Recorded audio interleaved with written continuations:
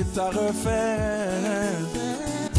Très sincères félicitations, Excellence, ambassadeur universel pour la paix, Francis Opengue Lola. C'est à refaire. Moi je glorifierai toujours son Saint-Nom. Si c'était à refaire, moi je célébrerai toujours Jésus-Christ. Et avez-vous déjà eu à remettre, c'est le titre que vous venez de remettre au pasteur Francis Lola? Salmodierai toujours Jésus-Christ, car il est tout pour. Nous prendrons exemple son Excellence, M. Melchior Watley. Il y a M. Flao, M. Louis Michel, et voire même que sa sainteté le pape Jean-Paul II, le président Abdou Diouf. Je parlerai de la fondation Mama Mobutu, un des grands artistes musiciens qu'on connaît bien, Ouerason. Pour toujours, tout pour moi.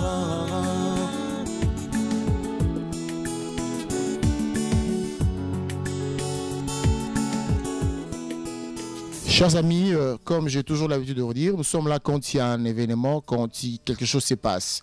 Qu'est-ce qui se passe aujourd'hui à Paris? Ndengena mesana koye bisabino omoni toyoki ba sen nzambe ba koyemba moninga bali sepela. Ça veut simplement dire ce que motazui asali kamala mfoko sepela ponaï. Pourquoi nous sommes là? Parce que j'ai déplacé évidemment mon équipe. Je parle Paty qui est derrière la caméra. Je suis venu ici, nous sommes venus ici parce que le pasteur Francis Lola, voici une très bonne nouvelle pour nous, le Congolais. Nous avons assez pleuré. Voilà une bonne nouvelle. Le pasteur Francis Lola devient l'ambassadeur de la paix. Oui, l'ambassadeur de la paix. Ensemble avec vous, nous sommes ici, là où il travaille, dans son bureau, le Champs-Élysées, Marcadet, Poissonnier. Non, pardon, Marcadet, Poissonnier, c'est le métro. Rue Marcadet. Chers amis, nous déplaçons de Paris pour aller en Belgique. Avec vous, nous allons savoir pourquoi il a eu ses passeports, à qui on donne ses passeports, et pourquoi lui, qu'est-ce qui s'est réellement passé, et à quoi servent ses passeports. Pourquoi on l'appelle aujourd'hui, désormais, l'ambassadeur de la paix. Bomoni tozo bima awa na bureau na ici ka tozui azaki na rendez-vous mais azeli biso équipe toya to ça la reportage pour te savoir comment ça s'est passé. Kunande tokolobisa e kunande bokoye ba makambo eleki. Continuez à nous suivre.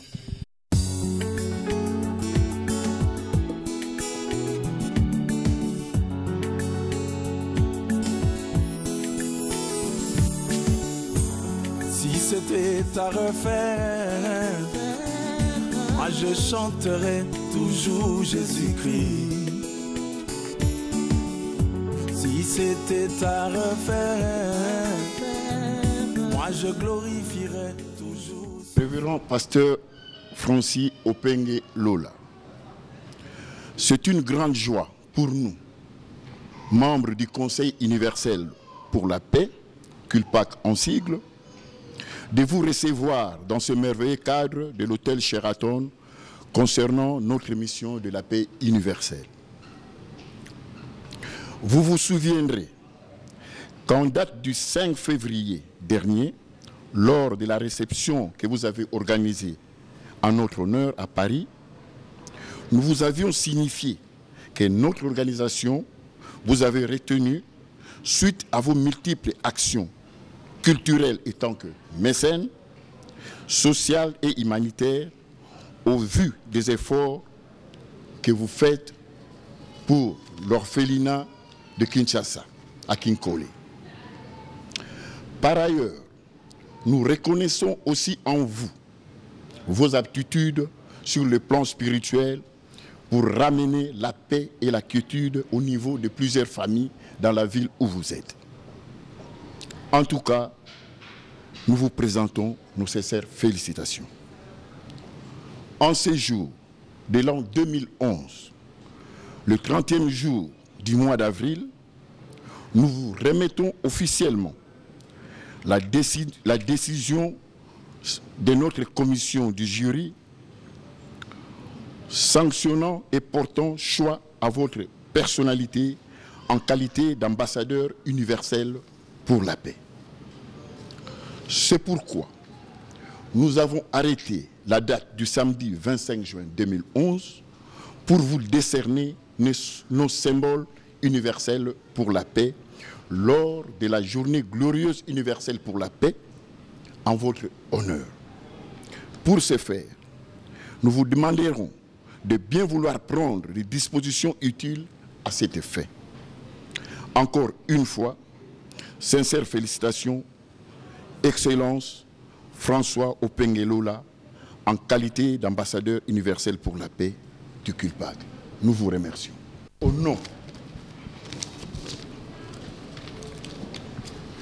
du Conseil universel pour la paix, pour nous, aujourd'hui, à travers le monde, qu'on le sache, Francis Opengelola, je vous décerne officiellement la décision qui vous est due. Voilà la décision. Et je vous présente mes félicitations. À Sheraton, cette décision a été faite en cette journée du 30 avril 2011. Merci beaucoup d'être venu parmi nous. Que la santé vous accompagne et surtout la lucidité dans votre mission. Encore une fois, très sincères félicitations. Excellence, ambassadeur universel pour la paix, Francis Opengelola. Merci beaucoup.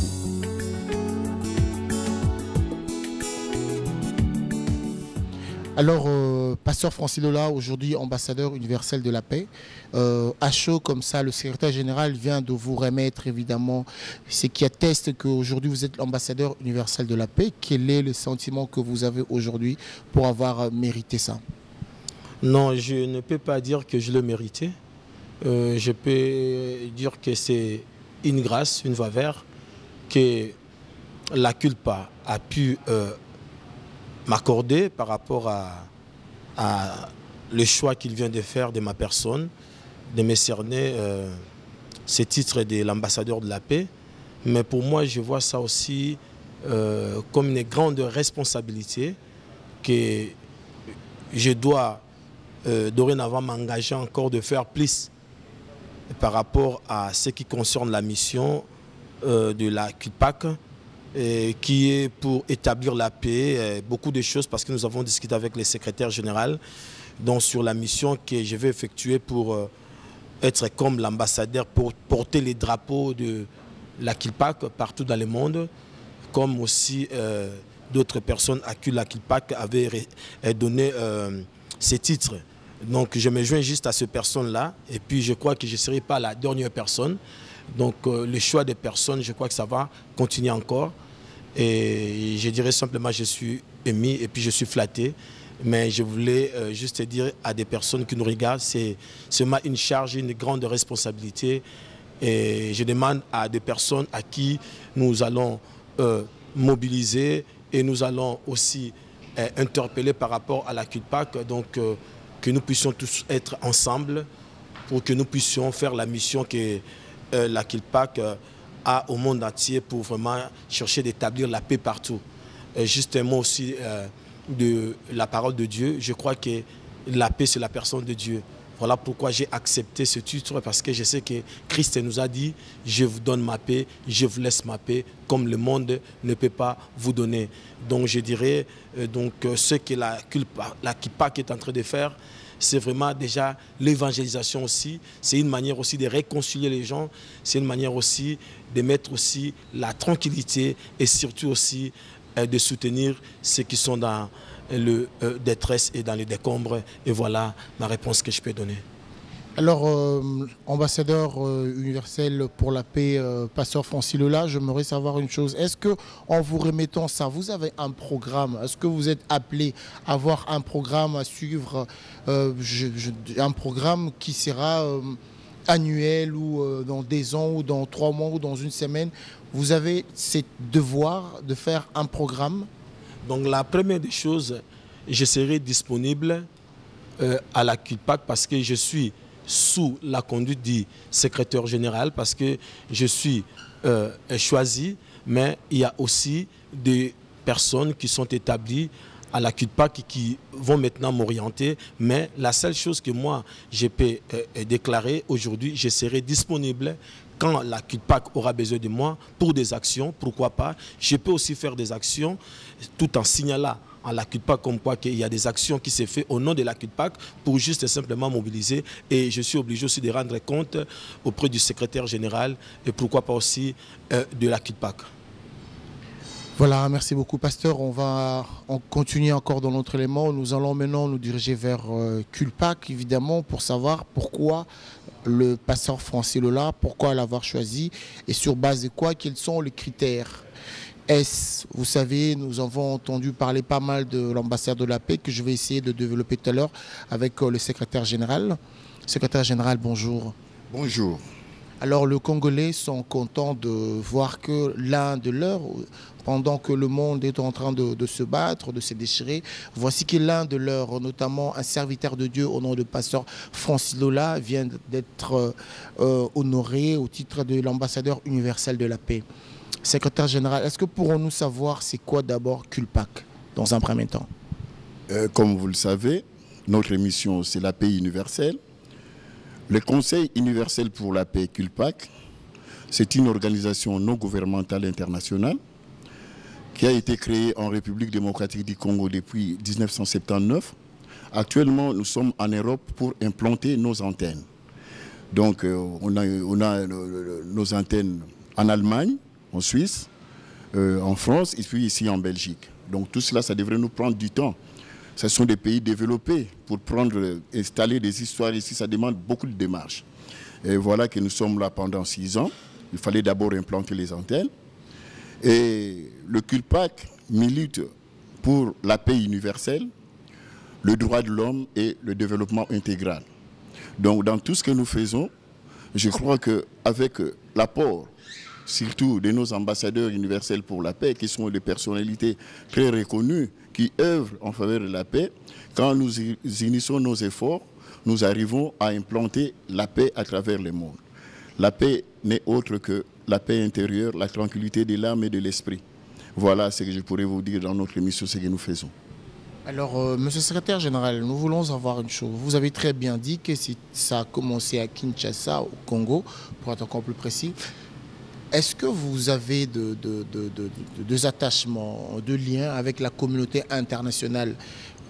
Et avez-vous déjà eu à remettre, le titre que vous venez de remettre au pasteur Francis Lola, à d'autres Congolais ou bien à d'autres Occidentaux, notamment le Français, les Allemands, le Belge? Bon, nous retrouvons ici en Belgique, nous avons remis nos titres d'ambassadeur universel pour la paix ou de bâtisseur, ou tout simplement des titres de la paix, à plusieurs personnalités belges. Nous prendrons en exemple son Excellence M. Melchior Watley, qui est maintenant ministre chargé de l'immigration sociale et famille. Il y a M. Flao, qui est maintenant le président du Parlement européen, belge. Il y a M. Louis Michel, et qui a été ministre chargé commissaire des affaires humanitaires à l'Union européenne. Donc sur le plan international, on a fait plus, et voire même que sa sainteté, le pape Jean-Paul II, a été élevé par le Culpac. Et il y a aussi le président Abdou Diouf, qui est l'actuel secrétaire général de la francophonie. Il a été élevé aussi par le Culpac. Donc on a fait beaucoup de choses sur le plan international, on continue à le faire. La liste n'est pas vraiment tellement exhaustive, donc je peux me limiter à cela. Mais au niveau de la République démocratique du Congo, il y a quand même ce que nous avons pu élever. Je parlerai de la fondation Maman Mobutu. On a fait ça puisqu'ils ont fait une mission tellement colossale en encadrant les jeunes filles mères de l'époque. Vous savez, on avait élevé quand même Maman Mobutu. Et puis, on avait élevé un des grands artistes musiciens qu'on connaît bien, Ouerason. Ouerason a été élevé. Pourquoi? Parce qu'il était le seul musicien qui n'ayant jamais été à Makala, mais il est parti pour servir les prisonniers de Makala. Alors que la plupart des musiciens qui ont été arrêtés, qui ont été incarcérés à Makala, n'ont jamais pensé aux prisonniers. Mais lui, il l'avait fait. Ça nous a vraiment rappelé. Et c'est pourquoi il a été élevé à ce sens-là. Et vous me demanderez pourquoi aujourd'hui nous avons son Excellence Francis Lola. Parce que c'est quelqu'un qui milite activement pour la promotion de la paix dans des maisons. On a vu la plupart des DVD qui lancent des messages de paix et qui traversent le monde entier. Alors, secrétaire général, je vais bondir, je vais prendre la balle au bon par rapport au pasteur Francis Lola. À Paris, on l'appelle le pasteur de la rue.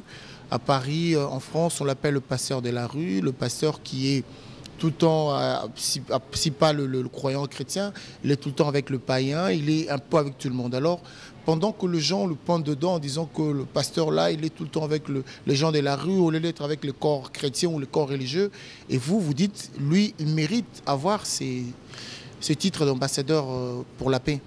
Mais c'est ce que je disais. C'est clair, parce que sa mission, nous le disons, ce n'était pas fait, on ne se connaît pas. Quand on le fait, il y a des critères qui s'en suivent. Il y a toute une commission qui a essayé un peu de voir ça de près. Et ils sont descendus à Paris. Si c'était un homme de la rue, je suis vraiment flatté de le savoir, parce que la paix doit se faire dans la rue. La paix ne doit pas se faire seulement dans des institutions. Les institutions sont des cadres où on édicte la loi. Mais la vraie paix, ça doit se faire dans la rue. Vous voyez les gens qui sont là, quand ils ne sont pas en paix, c'est difficile. Maintenant, vous ne pouvez pas vous promener à Misrata. Mais le président y est dans sa chambre, il dort tranquillement. Voilà. Donc la paix, ça doit se faire dans la rue. Et voilà encore une des actions qui doit nous flatter aujourd'hui, que nous avons fait un bon choix, que le révérend, qui est l'excellence de la paix maintenant, Francis Lola, était un homme de la rue. Et ça nous va droit au cœur. Vraiment, ça c'est une révélation pour nous. Secrétaire général, vous avez fait des investigations. Il y a eu toute une équipe qui a fait des études pendant combien de temps? Et quels sont les critères qui vous ont permis de le remettre, de l'appeler aujourd'hui ambassadeur de la paix? Vous avez fait des investigations pendant combien de temps? Et quels sont les critères qui vous poussent aujourd'hui à lui remettre ce brevet de l'ambassadeur universel de la paix? Les investigations ont eu lieu pendant au moins 3 ans. D'abord, on verra ce qu'il fait comme diffusion des supports sur le plan artistique, des œuvres, des prophéties. Quand il fait à la fin de chaque film, il donne une bonne vision, et beaucoup qui en suivent, ils ont trouvé la paix, le calme dans leur maison. Surtout quand vous regardez ça tous en famille, les messages passent très bien. Ensuite, c'est un grand mécène sur le plan culturel. Il soutient les artistes et musiciens, surtout chrétiens, dans l'évolution de leur œuvre. On ne pouvait pas laisser ça à côté, parce que les autres ne le feront pas. Le troisième mois, je dirais que, comme vous l'avez dit, nous savions que c'est quelqu'un qui assiste pas mal de personnes qui viennent auprès de lui. Alors, dans tout cela, voyant sa personnalité tellement humble, nous avons dit que non, il était vraiment recommandable pour le culpable de reconnaître ses mérites, et afin que le monde le sache en tant qu'ambassadeur universel pour la paix. Ce n'est pas une tâche facile aussi, parce qu'il doit maintenant faire des programmes pour essayer encore d'approcher la plupart de ces gens-là de la rue que vous disiez, et faire des bonnes actions afin qu'ils puissent retrouver la moindre de paix dans leur cœur, parce que la paix mentale, on en a vraiment besoin. Voilà. Alors, secrétaire général, 2 dernières questions. Ça serait de savoir, est-ce que vous lui avez remis un programme, ou bien il vous a remis un programme à respecter, vu qu'il est maintenant élevé au titre de l'ambassadeur universel de la paix? Est-ce que vous lui avez donné un programme, ou bien il a un programme à suivre?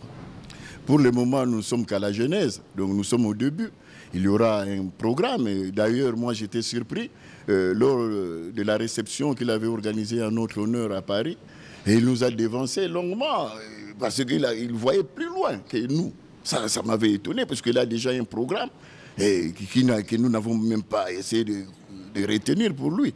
Mais je sais qu'avec lui, nous irons très loin. Il a une très très bonne vision, et nous serons heureux de cet apport que nous venons de faire en sa haute personnalité. Alors, il y a quand même un quiproquo qui existe. Nous, on nous a laissé comprendre, parce que vous devez savoir que le pasteur Francis Lola, c'est un homme, sa voix porte beaucoup, c'est un homme très connu, évidemment. On nous a fait comprendre que le pasteur devait recevoir un passeport qui lui permettait de passer. Il n'allait pas avoir de frontières. Le passeport de l'ambassadeur de la paix. C'est le bruit qui nous est parvenu. Alors, maintenant, les gens nous regardent. On aimerait savoir, est-ce que tous les gens à qui vous élevez au titre de l'ambassadeur universel pour la paix, est-ce que vous leur remettez un passeport? Mais ils sont déjà un passeport eux-mêmes. Quel passeport vous voulez? Vous voulez des documents officiels, là, un passeport comme un document? Le passeport de voyage, je voulais dire. Mais tout cela, on remet après les actions que vous allez faire. Parce que quand vous serez sur le terrain, vous commencez à mener vos actions, et on viendra encore vous sanctionner avec cela. Parce que ce n'est pas. Parce que si on va commencer à le faire comme ça, vous verrez tout le monde courir derrière nous pour essayer de voir des passeports. La plupart aussi des ambassadeurs faillissent à leur mission. Ils n'arrivent pas. Hein? Et on ne doit pas les remettre, on doit attendre après 4 ans, si on voit que vraiment tu es apte, on remet. Ceux qui en ont reçu, ils le savent, ils sont chez eux, ils me regardent, ils savent qu'ils ont déjà le passeport pour la paix. Donc c'est juste le démarche, c'est une procédure normale de recevoir d'abord, d'être d'abord élevé au titre d'ambassadeur universel pour la paix.